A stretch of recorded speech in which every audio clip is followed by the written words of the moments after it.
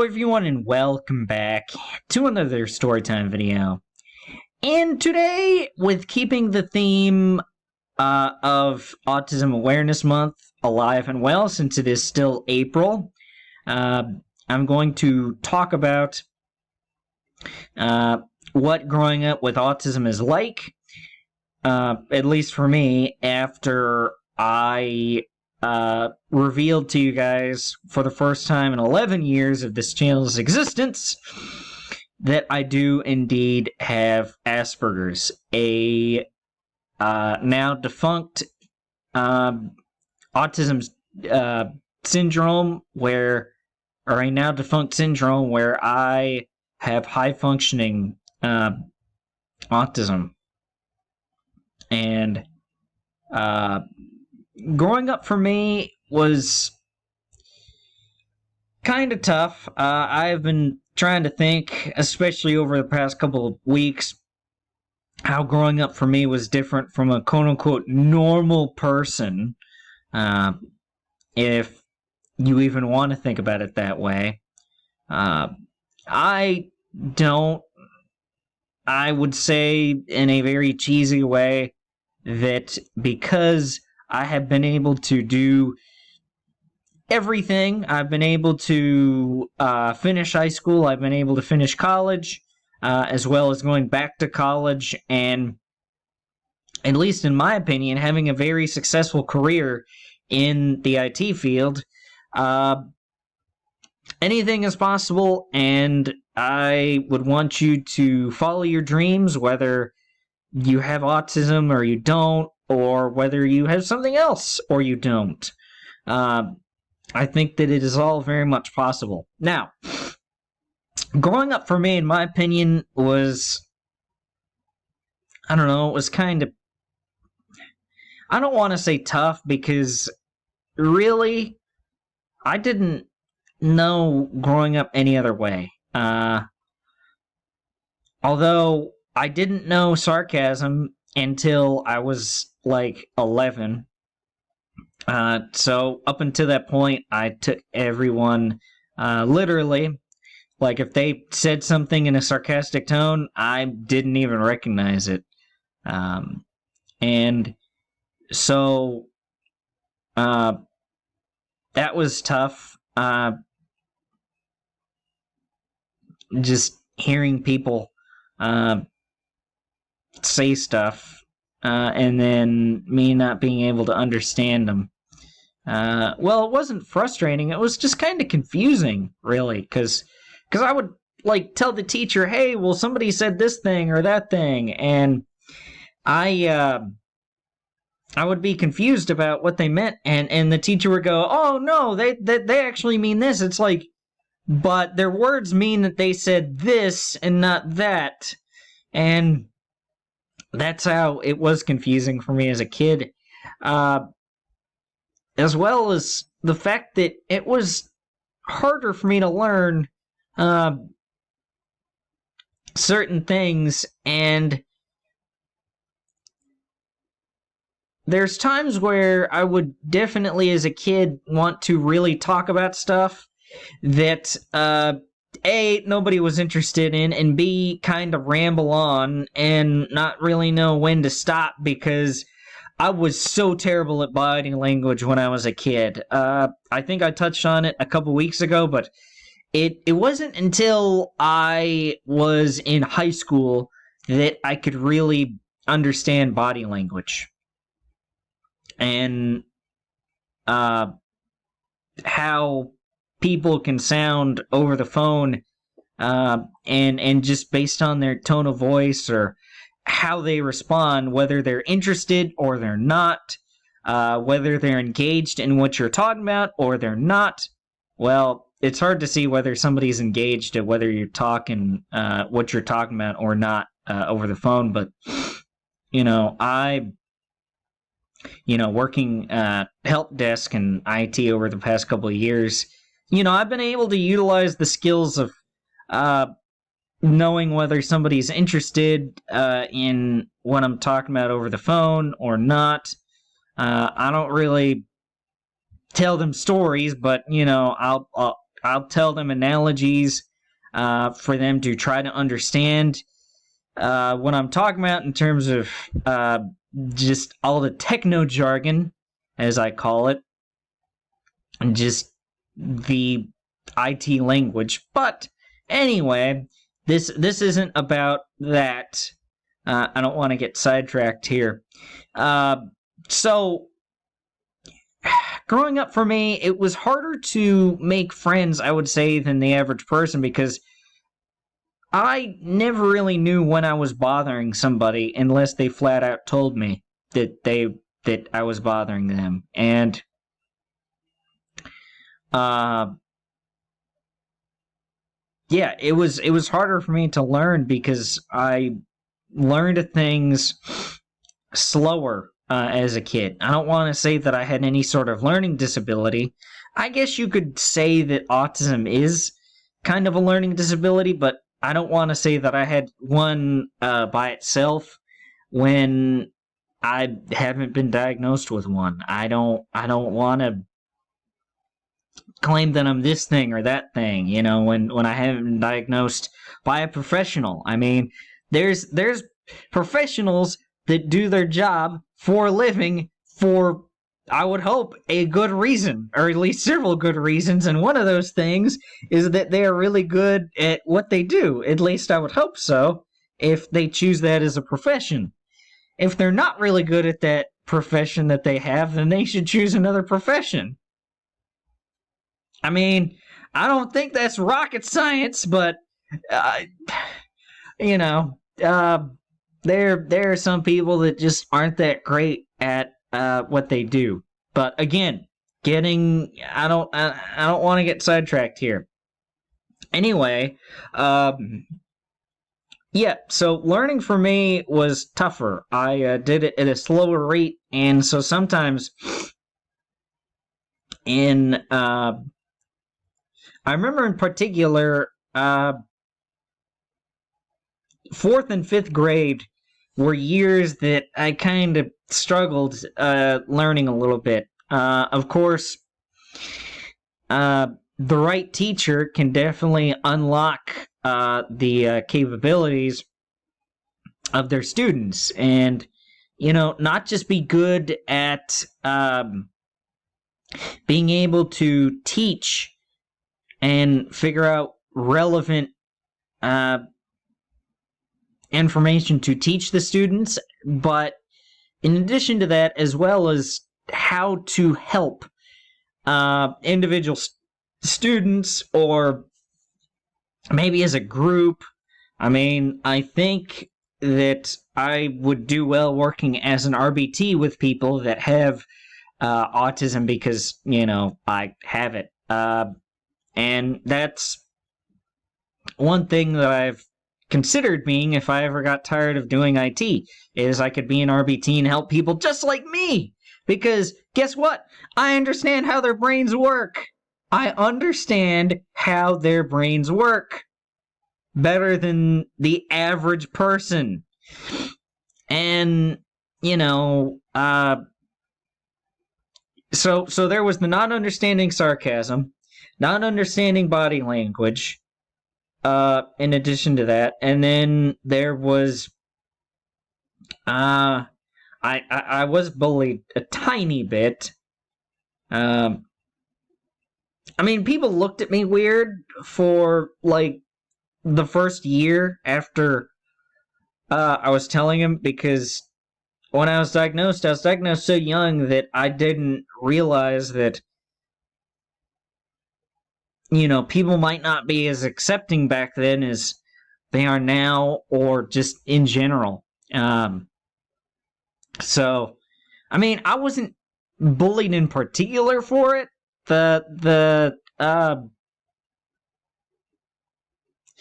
thing is people did look at me differently that first year or so. And I wouldn't call it bullying, or that I was bullied. Maybe slightly. I mean, I guess you can consider it borderline, but I wouldn't. I wouldn't. I mean, I guess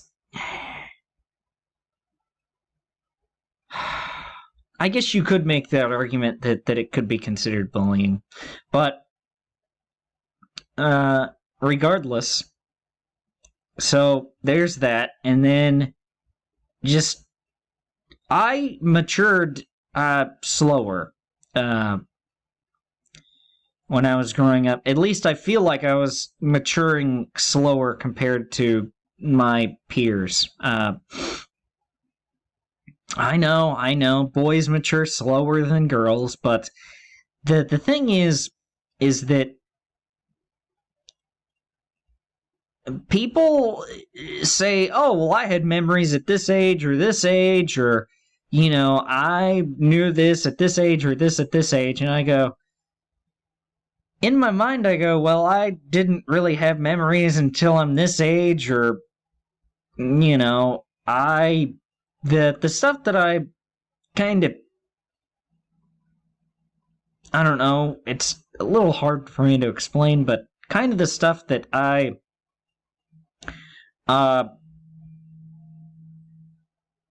realize in terms of fully fleshed out memories, I only started having those when I was older than what people or general people say. But I will say that I did date somebody a few years back who said that for my age, I was at the time, that I was pretty mature. So I guess I'm mature now. I mean, I make a living doing what I do. I mean, my rent's paid, my bills are paid. I don't miss work. I'm able to feed myself. I'm able to pay gas. Just everything that I need to pay for, and then have some. And so, you know, kind of something I'm going to retouch on something I went in depth on 2 weeks ago, and that is that I want to kind of be somebody that somebody else can look at as an example and go, that guy, despite the fact that he has autism, did not let that get in his way, and he is able to have a good, successful career in IT, working with computers, and even working with people, something that people with autism can struggle with sometimes. One thing we kind of struggle with, besides the bunny language and all that I mentioned, is that we kind of assume that you know what we're talking about. Like, sometimes we might start off saying something when we assume that you think we know what we're talking about, when in reality, you don't. So we assume you know what we're talking about and referring to, when you could be left there clueless, and we could go, oh, well, you actually don't know that thing. And sometimes I have that even today. I mean, I think I might have said it a couple weeks ago, but no matter how old I get, and no matter how much of this autism I'm able to overcome by realizing exactly how it is and practicing how to be better with people, or not letting certain disruptions in patterns, which is one thing that people with autism really want, is just patterns. Like, hey, well, this happens this day at this time on a weekly basis or whatnot. Like, okay, well, this is my schedule for going in every week at work. I like my 8 to 5 or my 9 to 5, and it has to stay the same. And I have to get up at 7 o'clock, and I have to start, and I immediately start showering, and that goes for 15 minutes, and I eat breakfast. That might go for another 15 minutes, and it might take me 20 or so minutes to get to the office, and I account for 10 minutes of traffic. And if there is something like a wreck that happens on their way to work, then that is something that disrupts their pattern, and that can be something that freaks somebody out like that. Like, I don't know, even if it's something that's out of their control. Let's say, well, if it's something that's out of their control, it's basically the same as if it is in their control. But, patterns and stuff. So that's one major thing, too. I don't really have that with me, but I prefer... I can adapt easily. I have needed to do that before, and so I've kind of... I don't need to have a set in stone, this is what... or this is when this is, and all that stuff. I mean, I'm able to adapt and do all that. But I will say that I don't like stuff to just pop up unexpectedly. I would prefer something to, give me 24 hours or something. Like if it's like, oh, well, we'll change a plan where it's like, oh, well, so-and-so is not able to actually do this thing. So because of that, you need to change plan. Okay, well, I prefer you to let me know, not at the last frickin' minute. And sure, that might be everybody in general, but for people with autism, that could make them freak out and shut down. It could. It very well could. And so that's something that people with autism typically deal with. So those are some things people with autism typically deal with, and that's a bit about growing up with autism.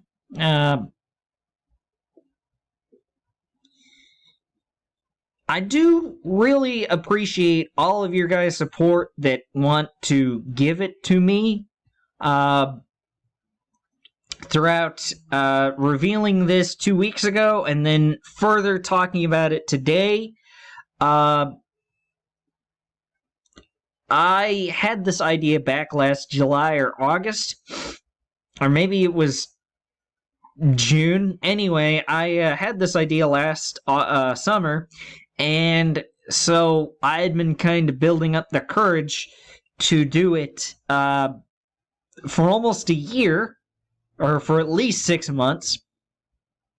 Well, 9 to 12 months. But anyway, so, but if somebody had been like, hey, well, you need to say it and come out with this right away, I think I would have struggled with talking about this.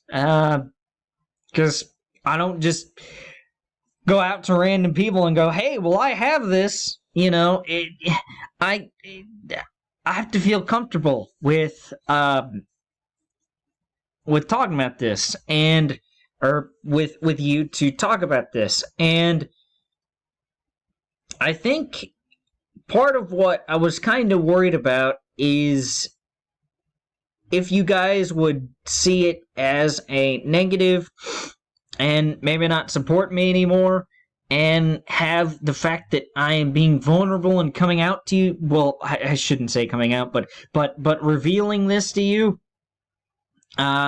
make your opinion of me change. I have decided that if you guys have a problem with me having autism, with the fact that this doesn't change the content whatsoever, mind you. I mean, it's not like every video I'm going to go, hey, well, I have this, so, I gotta be afforded this or whatnot. No, I still haven't brought it up in a video, and I don't think I really will, unless it's necessary.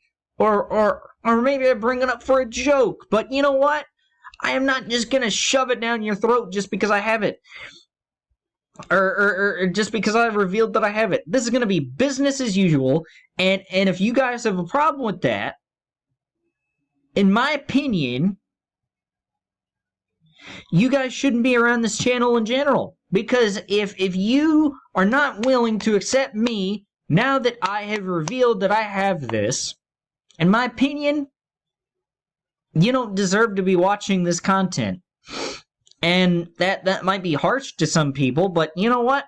I don't care, because if you are willing to accept that, cool. I am very willing to still have you along. But if you're not willing to accept the fact that I have autism, and that one of your favorite creators or somebody that you watch on a daily, weekly, monthly, if not, well, even yearly basis, have a problem with this, then I don't really want you around, period. Because, I just don't feel like you're worthy of this. And I know that might sound high and mighty for me to say, but if that changes how you feel about me, then maybe you shouldn't be watching this channel, period. Maybe you shouldn't have watched from the beginning. Well, you didn't know from the beginning, but goodbye. Like, I think I've made it pretty clear that, it shouldn't change anything. And if it does in your eyes, then you know what? I'm not going to be sad when you leave. But anyway, I just want to thank all of the people that have given me a lot of support through this. You guys are true fans, and I am very, very fortunate to have you, and I really appreciate it. You guys allow me to make these videos online of me doing what I love, and I just sorry.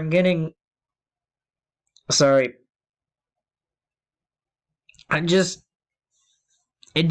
just means so much to me that you guys give me support, and especially through this, that you guys have given me so much support that it really means a lot to me. And I feel very lucky to have a great audience like you guys to watch me, whether it be on a daily, weekly, monthly, yearly, whatever basis. I still appreciate all the views, all the comments, all the likes, everything. Whether you've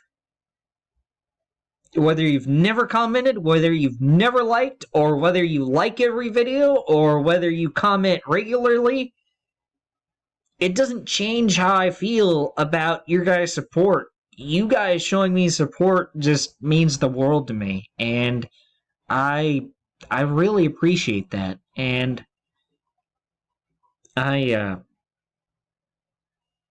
know that this sounds cheesy, but I couldn't do it without you guys, and I just can't appreciate my gratitude and show my appreciation enough for you guys. It just means so much to me. But yeah.